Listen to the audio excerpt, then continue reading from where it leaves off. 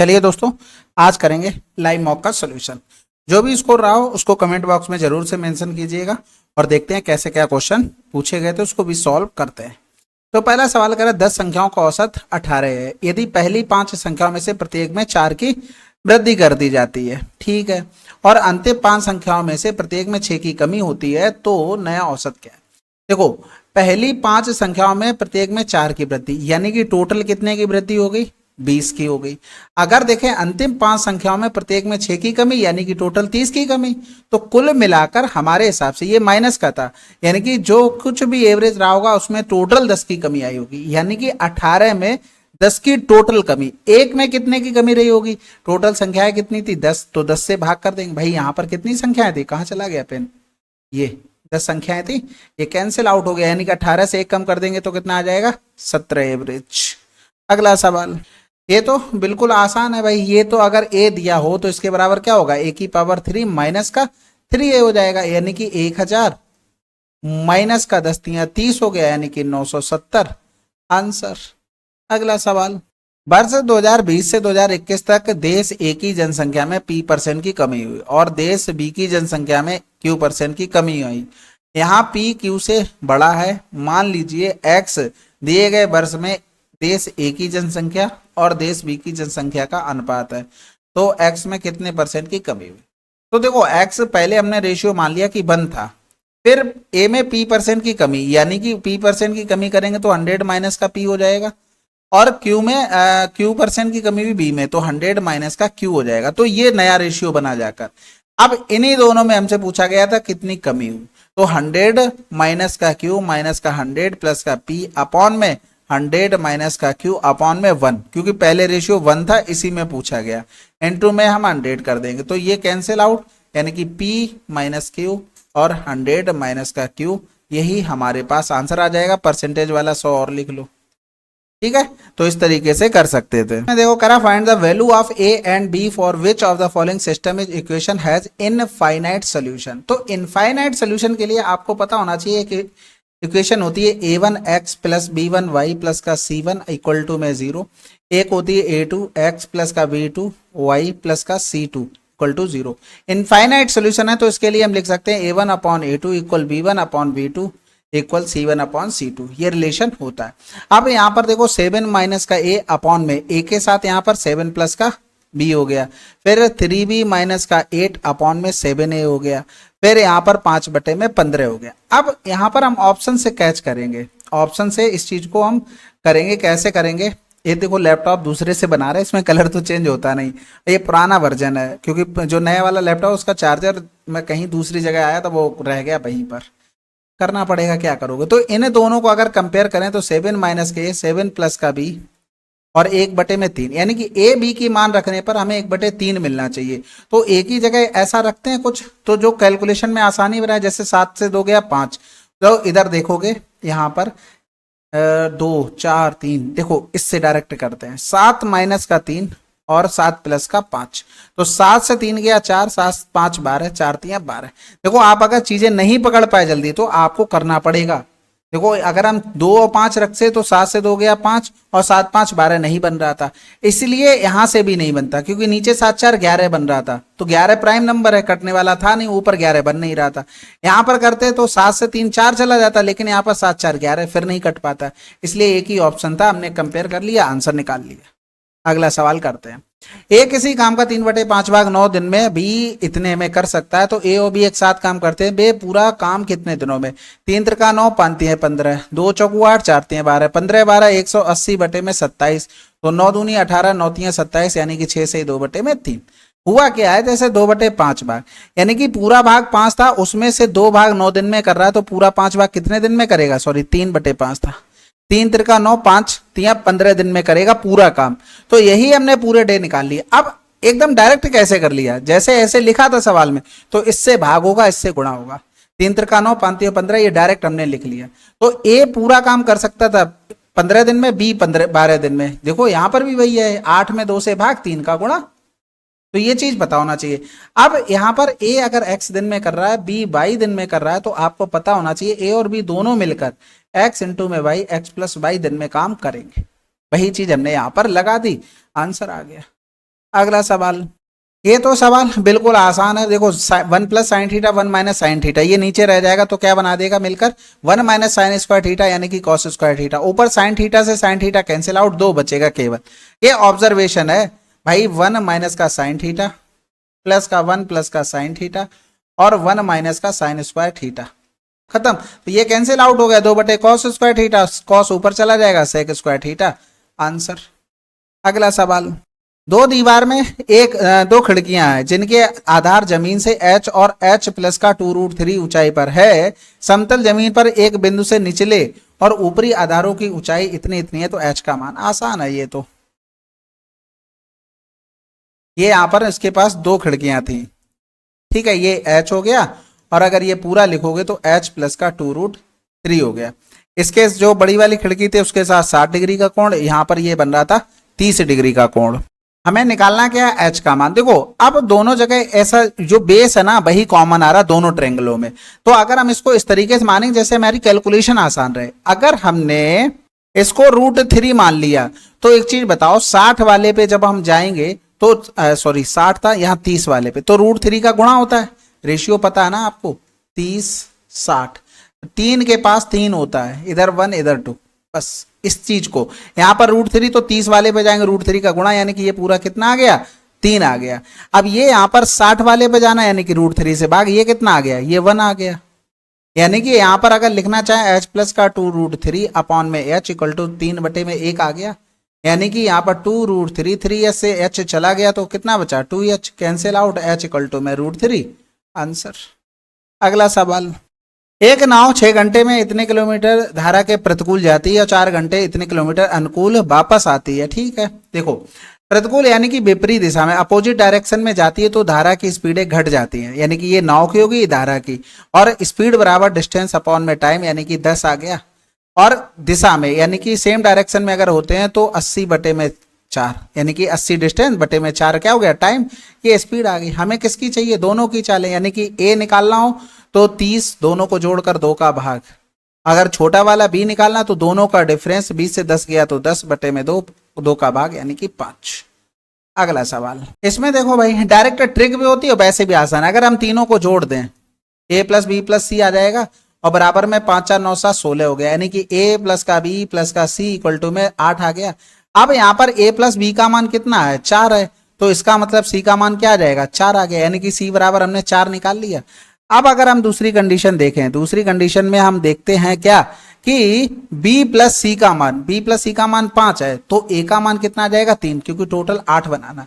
देखो आ गया, अब क्या ही बचा, 3 4 निकाल लिया, एक तो ऑटोमेटिक जैसे ही 4 मिला था आंसर आ चुका था। अदरवाइज क्या होता है ट्रिक, जैसे जिसमें a निकालना हो हमको तो a जिसमें जिसमें है उसको लिखो, तो 7 4 11, और जिसमें a नहीं है वो घटा दो यानी कि 5, तो ये 6 आ गया। b जिसमें v और v दिया जोड़ दो, 5 4 9, जिसमें b नहीं है वो घटा दो। भाई इन रेशियो में देखना, b इन दोनों में था, इसमें नहीं था, ये घटा दिया यानी कि 2। c किसमें किसमें है, 7 5 12 माइनस का 4 यानी कि 8, यानी कि 2 3 6, 2 1 2, 2 4 8। अगला सवाल कह रहा था 500 रुपए या उससे अधिक लेकिन 550 रुपए से कम कमाने वाले श्रमिकों की संख्या में 60% श्रमिकों की आयु 50 वर्ष या उससे अधिक है, 30% श्रमिकों की आयु 50 वर्ष से कम है और शेष की आयु 40 वर्ष से कम है। 40 वर्ष या उससे अधिक लेकिन 50 वर्ष से कम आयु वाले श्रमिकों की संख्या बताइए। तो सबसे पहले 500 से 550, तो 500 से 550 यानी कि ये 150 हो गए। कह रहा था इतने में 60% श्रमिकों की आयु 50 वर्ष या उससे अधिक है, 30% श्रमिकों की आयु 50 वर्ष से कम है, यानी कि 60%, यानी कि 15 छक्का 90 लोग हैं जो 50 वर्ष से अधिक के हैं। फिर 30% यानी कि 45 लोग जो 50 वर्ष से कम के हैं। फिर 40 वर्ष से और शेष 40 से कम है, यानी कि अगर हम यहाँ पर देखें तो टोटल 60%, 30%, 90% हो गए, यानी कि 100 में से 90% जब कम कर देंगे तो 10% कौन से बचे, जो 40 वर्ष से कम के हैं, यही तो बचेंगे। यानी कि इसका हम 10% निकाल लेंगे तो ये कितने आ गए, 15 आ गए। अब एक चीज देखो, ये जो 15 आए हैं ये हैं कौन से, पहले तो 40 वर्ष से कम, वो ये कह रहा है 40 वर्ष या उससे अधिक लेकिन 50 वर्ष से कम, तो कम से हमें 40 और 50 के रेंज में जाना है, यानी कि इधर जो कम वाले हैं 15 और इधर जो कम वाले हैं 45, यानी कि इसमें ये 15 भी इंक्लूड होंगे, इनका डिफरेंस कर देंगे, यानी कि 30 लोग रहे होंगे जो इसके बीच में ही लाई कर रहे होंगे।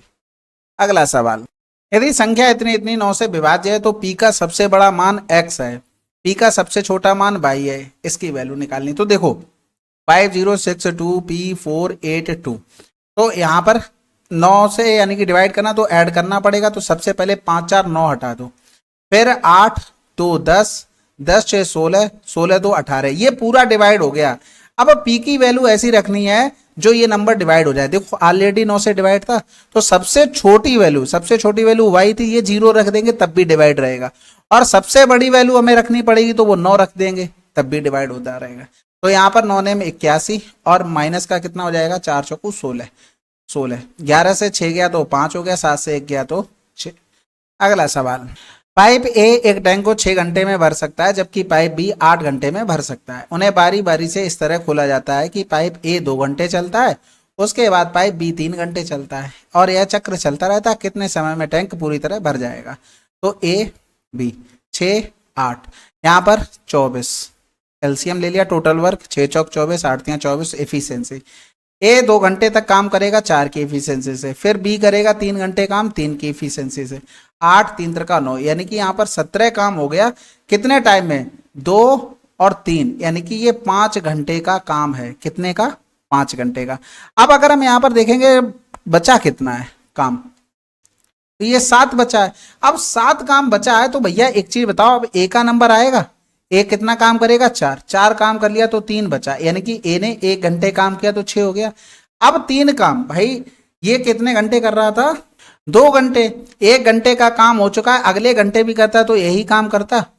ए 2 घंटे पहले काम करता है, इसका मतलब ए ने 1 घंटे में 4 कर लिया, वो हमने यहां से माइनस कर दिया।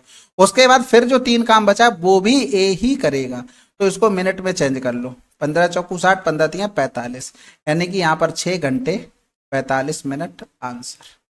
अगला सवाल, इस सवाल को देखो, ये तो आसान है। देखो पाई का मतलब 180 होता है, 180 बटे में 12 मतलब 15 हो गया, यानी कि ये 15 पना 75, यानी कि 1075 डिग्री हो गया। इधर करेंगे तो 7 गुणे में था, यानी कि ये माइनस का कॉट 7 था, यानी कि 15 15 सत्ते 105 हो गया इधर। अब आप अगर यहाँ पर देखोगे कॉट को हम ये भी तो लिख सकते थे, कॉट 105 को कॉट 90 प्लस का 15, इसका मतलब क्या हुआ है? अगर हम यहाँ पर देखेंगे तो इस क्वाड्रेंट में आ गया, इसमें कॉट क्या होता है? माइनस का होता है, और 90 पे चेंज भी होता है, तो कॉट किस में चेंज हो जाएगा? 10 में, 10 15 डिग्री आ जाएगा यहाँ पर, और वो भी किस में आ जाएगा? ये माइनस में, यानी कि यहाँ पर लिखेंगे 10 75, और प्लस में, क्योंकि माइनस माइनस प्लस हो जाएगा 10 15 डिग्री। अब आपको एक ट्रायंगल हमने बताया था, बहुत अच्छे से बताया था कि ये याद कर लेना, इसकी शॉर्ट वीडियो भी डाली थी। √3 + 1, √3 - 1, यानी कि 2 रूट पर बड़ी भुजा के सामने बड़ा कोण, छोटी भुजा के सामने छोटा कोण। ये देख लो, सिंपल है बिल्कुल। आप यहाँ पर किसी का भी मान निकाल सकते हैं, जिसका भी मन करे, यानी कि 10 और साइन कॉट सेक कोसेक में 75 और 15 का किसी का भी। तो 10 75 हो गया परपेंडिकुलर, अपॉन में बेस हो गया। इधर करेंगे 10 15 डिग्री, यानी कि परपेंडिकुलर, अपॉन में बेस हो गया। तो इधर करेंगे √3 + 1 का होल स्क्वायर। अब जो लिख रहे हैं ना, इतना लिखना नहीं होता है, और अपॉन में हो गया √3 का स्क्वायर माइनस का 1 का स्क्वायर। फार्मूला आपको पता होगा कि a + b का होल स्क्वायर प्लस में a - b का होल स्क्वायर अगर लिखा है तो हमारे पास 2a² प्लस का b² आ जाता है, और यहाँ पर अगर माइनस हो तो हमारे पास ये आ जाता है 4ab आ जाता है। तो इसको अगर हम सॉल्व करते हैं, ये 3 + का 1 हो जाएगा, अपॉन में 3 से 1 चला गया तो 2 हो जाएगा, कैंसिल आउट, यानी कि 4 आंसर। अगला सवाल, एक चिड़ियाघर में प्रवेश शुल्क 100 रुपए है और प्रत्येक आगंतुक प्रति पैकेट एक निश्चित कीमत पर पशु चारा खरीद सकता है। रिया ने पशु चारा के 8 पैकेट खरीदे और अपनी यात्रा के लिए कुल 1700 रुपए का भुगतान किया। अगर उसने पशु चारा के 12 पैकेट खरीदे तो उसे कितना भुगतान करना होगा? भाई देखो सिंपल सी बात है, ये है कि 1700 रुपए दिए, उसमें से 100 उसके रहे होंगे, जो आई भाई 100 रुपए फीस दी ना, तो ये 1600 बचा। अब उसने 8 पैकेट खरीदे, अगर 12 खरीदता तो क्या होता? 8 दूनी 16, 12 दूनी 24। भाई 8 पैकेट का मूल्य 1600, 1200 का 2400। अब वो जा रही है, ऐसा तो है नहीं वो अंदर नहीं गई होगी, 100 रुपए अपनी फीस भी तो देगी, तो ये 2500 ये आंसर आ जाएगा। ठीक है, अब जल्दबाजी में ये 2400 काफी लोगों ने लगाया होगा क्योंकि डाउट तो भेजते ही रहते हैं ना, तो वहां से अगला सवाल भाई, समूह 2 में व्यक्तियों की संख्या का 3/5 भाग पुरुष है और समूह 7 में व्यक्तियों की संख्या का 1/6 भाग महिला है।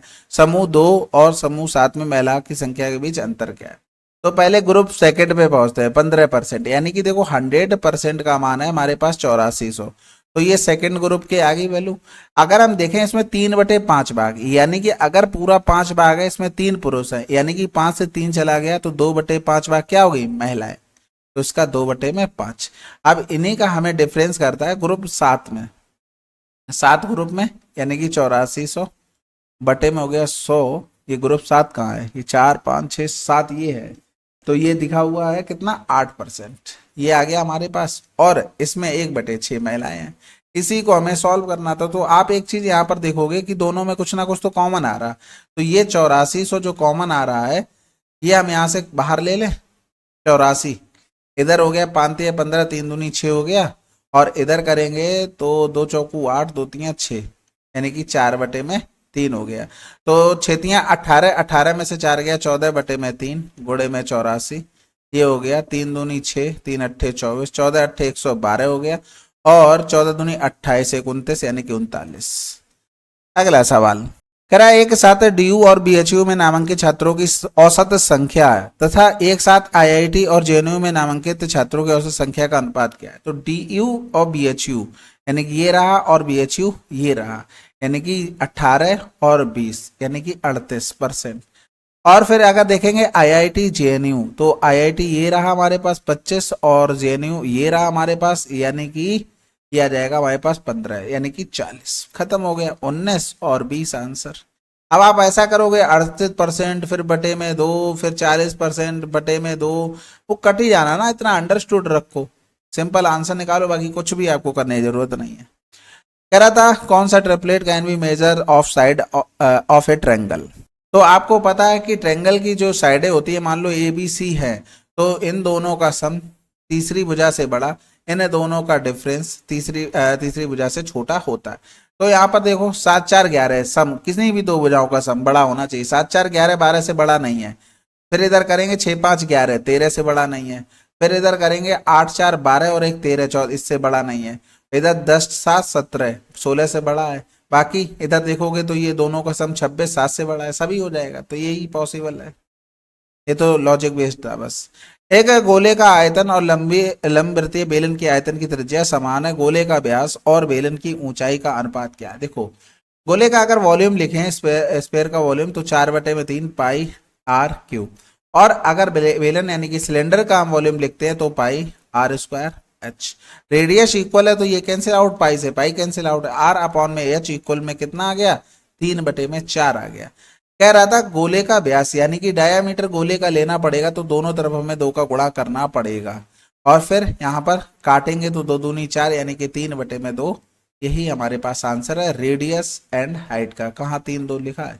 अगला सवाल, एक विक्रेता 15% लाभ पर माल बेचता है और वास्तविक माप से 14% कम वजन का उपयोग करता है, उसका लाभ परसेंटेज ज्ञात कीजिए। सबसे पहले देखो वो 100 की चीज इतने में बेचता है, ये नीचे वाली चीज हम दुकानदार के लिए लिखते हैं जो वो खरीद कर लाता है, ये ग्राहक के लिए जो ग्राहक पे कर रहा है। 14% कम वजन का, यानी कि ग्राहक से तो 100 के पैसे ले लिए लेकिन अपने पास से 14% कम, यानी कि 86 ही चीज दी। अब इसको कर लो सॉल्व, बस आंसर आपका आ जाएगा। आंसर आ जाएगा 100 से 100 कैंसिल आउट हो गया। इधर देखेंगे कितना 115 बटे में 86, यानी कि 15 से 6 गया तो 9 बच गया, और 10 से 8 गया 2, इतने का प्रॉफिट हुआ 86 पर गोड़े में 100% के लिए। तो इधर 2 चौकू 8 2 3 6, या तो देखो यहाँ पर सिंपल सी बात ये तो समझ में आ गई थी कि कटने वाला तो है नहीं ऐसे नॉर्मली, ये तो आपको दिख ही रहा था ना। तो आप बेसिक से एकदम चले जाओ, ऐसा नहीं कि आपको वो करोगे तो आपकी थोड़ा शर्म आएगी। कैसे? 86 से 2900, ऑप्शन में सबसे बड़ा देखो पहले नंबर पे 3 लिखा है और 2 भी लिखा है, तो 2 अट्ठे 16 छोटा है, 3 से करते 3 अट्ठे 24 29 के पास पहुंचेंगे। 3 छक 18, 3 अट्ठे 24 1 25, 10 से 8 गया तो 2 हो गया, 8 से 5 गया 3, उतारा लिया 0। दूसरे नंबर पे सबसे बड़ा 4 लिखा है, तो 4 अट्ठे 32, ऑलरेडी पास में पहुंच गए 320 के, तो ये नहीं पॉसिबल है। फिर 3 है तो 3 अट्ठे 3 छक 3 अट्ठे 24, ये पॉसिबल हो सकता है। यानी कि 3 का गुणा करेंगे तो 3 छक 18, 3 अट्ठे 24 और 1 25। देखो उसके पास ही पहुंच गए, मतलब 320 से छोटा ही आया, आंसर लगा दो। अगला सवाल करते हैं भाई। कह रहा था क्रमशः इतने इतने त्रिज्या वाले दो वृत्त एक दूसरे को आंतरिक रूप से स्पर्श करते हैं। बड़े वृत्त की जीवा पी क्यू, छोटे वृत्त की स्पर्श रेखा है, तो पी क्यू की लंबाई क्या है। सबसे पहले एक चीज देखो, ये हमारे पास रहा बड़ा वृत्त और इसकी अगर यहां से यहां तक रेडियस देखते 37 और इसका अगर डायामीटर देखते तो ये कितना आ जाता, 25 आ जाता। इसका मतलब है जो अगला सर्किल है जो अंदर से टच कर रहा है वो इसके जस्ट भीतर ही रह गया होगा, यानी कि ये पूरा यहां से लेके यहां तक कितना आया होगा, 25 आया होगा। बस इतना आप समझ गए होगे, आंसर आ जाएगा। यहां से अगर इसको हम ड्रॉ करते हैं, यही स्पर्श रेखा होगी छोटे वृत्त की और इसका कॉर्ड हो गई PQ। तो अब देखो ये 12 बचा 25 और ये 12 37 हो गया। इसको इससे मिलाते हैं तो ये कितना हो जाएगा, ये भी देखो ये रेडियस है, ये भी रेडियस, ये 37 हो जाएगा। यानी कि अगर हम यहाँ पर इतनी डिस्टेंस केवल देखते हैं, इसको T नाम दे देते हैं, यानी कि P और T। तो आपने पढ़ा होगा 12 35 37, ट्रिपलेट पढ़ा है तो 35, यानी कि PQ कितना हो जाएगा, 35 का 2 गुना यानी कि 70।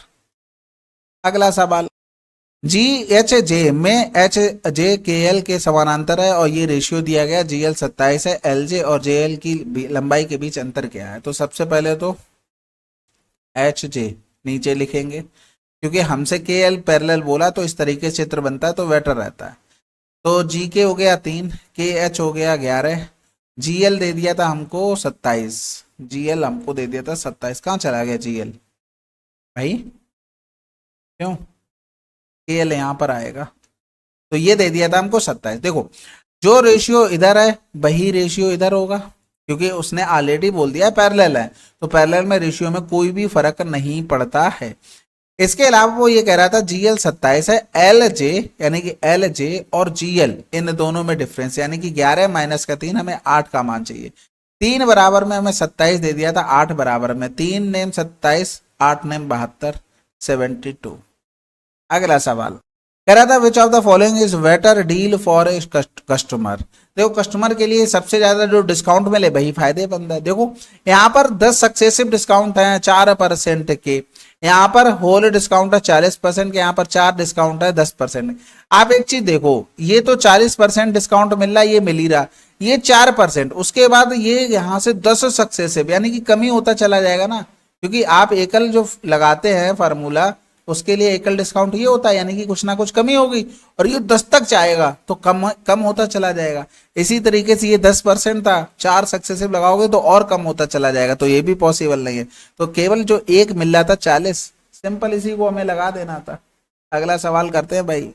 इसमें देखो KOM इतना दे दिया था, KOM बहुत सही, ये हो गया हमारे पास 140। तो LMN ओके, तो हमें ये वाला निकालना है।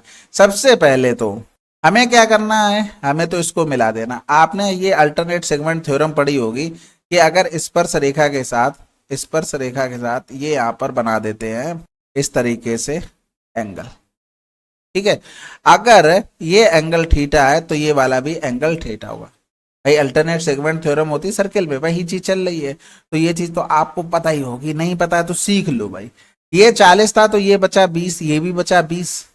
भाई ट्रेंगल में दोनों बराबर होंगे क्योंकि ये दोनों रेडियस है, तो ये वाला एंगल कितना हो जाएगा, ऑटोमेटिक 20 हो जाएगा। अगला सवाल करते हैं इसको। भाई ये तो आसान है, डायरेक्ट करो, √6 प्लस √2 संयुग्मी से गुणा कर देते हैं, इधर हो जाएगा √6 माइनस का √2 और √6 प्लस का √2। तो भैया एक चीज बताओ, अगर हम यहाँ पर नीचे की तरफ देखेंगे तो ये a minus b a plus b लिखा हुआ है, तो यानी कि √6 का स्क्वायर माइनस √2 का स्क्वायर, यानी कि 6 माइनस का 2 कितना आ गया, 4 आ गया। तो इधर लिखेंगे 5/4 √6 प्लस में 5/4 √2 और बराबर में a √6 प्लस में b √2। कंपेयर करेंगे तो a बराबर में 5/4, b बराबर में 5/4, दोनों को जोड़ देंगे यानी कि 10/4 यानी कि 5/2। अगला सवाल, कितने वर्षों में किसी धनराशि पर इतने % वार्षिक दर से साधारण ब्याज मूलधन के बराबर हो जाएगा। देखो 6×18 तो 20, यानी कि 6/20 हो गया, तो यहाँ पर 0 लगा दो, 20×60, कहीं 3 के साथ 0 खत्म, भाई एक चीज बताओ, अगर आप प्रिंसिपल के बराबर साधारण ब्याज चाहते हो तो 1 × में 6×18 तो 20/6 गुणे में हमने निकालना क्या है भैया, टाइम, और बटे में 100 बराबर में 1। तो हमें एक चीज पता होगी कि हमने सब कुछ छोड़ दिया। आप इसमें ये नहीं लिख सकते t बराबर में 6/20, भाई 6 ऊपर चला गया 20 नीचे। हमें इसमें कुछ भी, यही इतना ही सोचा मैंने दिमाग लगाकर। भाई देखो आसान सवालों में ही टाइम सेव होता है, टफ सवालों को टाइम देना ही पड़ता है। कितने भी होशियार ना हो, दिमाग प्रेशर इतना होता है, वहां ट्रिक नहीं बना पाओगे बैठ के। तो आप थोड़ा सोचो अपनी तरफ से। यहां पर इतना लिखा, अब मुझे पता है कि 0 चलेंगे, नहीं चलेंगे तो 2 3 6 ऊपर 3 आएगा, या तो 0.3 आएगा, या तो 30 आएगा, या तो 300 आएगा, या तो 0.03 आएगा। इसके अलावा कुछ नहीं आ सकता, क्योंकि है ही नहीं यहां पर कुछ। तो 3 के साथ कुछ भी होगा, बस खत्म। एक ही ऑप्शन ऐसा था। हाँ यहीं पर अगर ऑप्शन 3, 30, 300, तब आपको एग्जैक्ट करना पड़ता है, otherwise no need to do this. ठीक है, तो सिंपल सा हम इतना रख सकते हैं। और स्टेप्स कटिंग की केवल देखो इतना करने पर हमारा आंसर आ गया था, इसी से टाइम सेव होता है। ठीक है, चलो फिर ये 25 सवाल थे, बताइएगा कैसा क्या आप लोगों का स्कोर रहा। और वीडियो कंप्लीट करते तो डन जरूर से लिख दिया करो। तो आप लोग बताइएगा वैसे तैयारी आप लोगों को कैसी चल रही है, और मॉक में स्कोर कहां पर लाई कर रहा है। और बाकी एक चीज और कि दूसरे चैनल पर बेस्ट क्वेश्चन का जो सीरीज चल रही है उसको जरूर से ज्वाइन कर लेना। उसकी प्रिंटेबल फॉर्मेट में पीडीएफ आपको टेलीग्राम पर अपलोड कर दी गई है। तो वो जब उस चैनल पर जाओगे, आप बेस्ट क्वेश्चन की वीडियो ओपन करोगे तो उसके डिस्क्रिप्शन में लिंक दिया गया, तो वहां से उसको देख सकते हो और अच्छे से प्रिंट आउट करा के आप अपना पढ़ सकते हैं। ठीक है, चलो फिर मिलते हैं अगले वीडियो में, तब तक के लिए जय हिंद जय भारत। अच्छा, इसमें ये भी बता दें कि आप लोग पूछते रहते हो कि फर्स्ट गो में कौन कौन से क्वेश्चन करने होते हैं, तो यहाँ पर हम वही चीज देखेंगे। ठीक है, तो सबसे पहले इसको हम कर सकते थे, इसको भी कर सकते थे, नो डाउट ये भी हो जाता, ये भी हो जाता, इसमें कुछ भी सोचना ही नहीं था, ये भी हो जाता।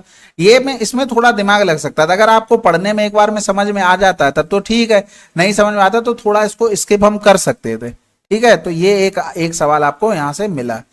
इसके अलावा ये भी 1 गो में हो जाता है, ये भी 1 गो में, ये भी, और ये भी बिल्कुल आसान है। इसमें अगर आपको नहीं समझ में आता तो उसको सेकंड गो में कर सकते थे, जरूरी नहीं ईगो पे लेके। नहीं समझ में आ रही चीजें आप छोड़ दो, आ रही तो कर लो। ये भी बिल्कुल आसान था। हाँ, इसमें आप थोड़ा सिली मिस्टेक जरूर कर सकते थे, लास्ट का 100 ना जोड़कर। इसको देखो पता है तो ठीक है, नहीं पता है तो इसको करना सेकंड गो ही में है। ठीक है, सेकंड गो में, ऐसा नहीं कि पहली बार में आपको चीजें पता है तब तो बहुत आसान है, नहीं पता तो आप सेकंड गो में कर सकते हैं। ये भी फर्स्ट गो वाला है, ये भी फर्स्ट गो का है, इसको आप सेकंड गो में करेंगे। ठीक है, ये भी सेकंड गो में। और इसको देखो ये सिंपल है, अगर आपको लॉजिक नहीं समझ में आ रहा फिर सेकंड गो में करो, अदरवाइज इतना टफ नहीं है। अगर आपने प्रैक्टिस नहीं की है और रेशियो वगैरह की तो इसमें आपने कहीं कमी छोड़ी है, इसीलिए आपसे नहीं हुआ। ये भी बिल्कुल आसान था, ये भी आसान था, ये भी आसान था, ये भी बिल्कुल आसान था, ये भी आसान ही है। हाँ, ये सेकंड गो में है, सेकंड गो में था ये। आगे देखते हैं, सेकंड में कर लो, थर्ड में कर लो, आप उस हिसाब से लेके चलेंगे। ये भी पहली बार में हो जाता 10 संख्या में, ये भी आसान था। यानी कि अगर हम देखें यहाँ पर तो एक ये तो हो ही जाता ना, 2 के बाद और भाई और 3, 4, 4, 4, 4, 4, 5, 5, 5, यानी कि 5 क्वेश्चन आपको मिले। हम मान लेते 6 क्वेश्चन आपको टफ मिल गए होंगे, आपको लगा होगा कि 6 क्वेश्चन आपसे नहीं होते। तो आप एक चीज समझो, यहाँ पर 6 क्वेश्चन यहाँ पर हो गए, टोटल 25 क्वेश्चन आते हैं, यानी कि 6 इधर चले गए, 19 बचे हैं। यानी कि आपने अगर 38 भी अच्छे से स्कोर नहीं कर पाया तो आपकी बहुत ज्यादा कमी है, क्योंकि एटलीस्ट ये तो बहुत ईजी थे। और ये भी अगर टफ नहीं है तो फिर तो टफ है ही नहीं, इसमें से भी आपको करना है, लेकिन एटलीस्ट इतना स्कोर तो करना ही करना है। और इसमें आप ये समझो कि आप क्वालिफाई कर जाओगे, क्वालिफाई इसमें नहीं होगा। रीजन इसके पीछे क्योंकि ये 6 क्वेश्चन भी इतने कोई टफ नहीं है, आपको इसमें भी बढ़ाना पड़ेगा। यानी कि आपको हर पेपर में ऑन एन एवरेज 45 रखने हैं, यानी कि 40 से 45 के बीच ये रेंज आपको रखनी है मैथ सेक्शन में। और आसान आ जाए तो पूरे पूरे करना ही है, लेकिन आपको रेंज बनानी पड़ेगी। पहले बार में जब सवाल करते हो ना, 25 का टारगेट मत लेके चलो, ये ईगो ये चीज खत्म करो। आप करते जाओ, जो समझ में आ रहा है उसको करो, जो ऐसे ही पढ़ते समझ नहीं आया उसको छोड़ दो। आप ईगो पे ले लेते हो फिर वो फंस जाते हो, फिर वहां से होती नहीं चीजें। तो ये चीज आप लोग ध्यान रखेंगे। और हर चीज की एबिलिटी अपने ऊपर डिपेंड करती है। ऐसे क्वेश्चन छोड़ना, स्किप करना मेरे बताने से नहीं होता है, हमें कोई चीज़ पसंद है उसको हम स्किप थोड़ी ना करेंगे, हम तो करते हैं, हमें समझ में आती है चीज़ें, किसी चैप्टर में कमांड है। आप ये देखो ना आपकी कमी कहाँ पर है।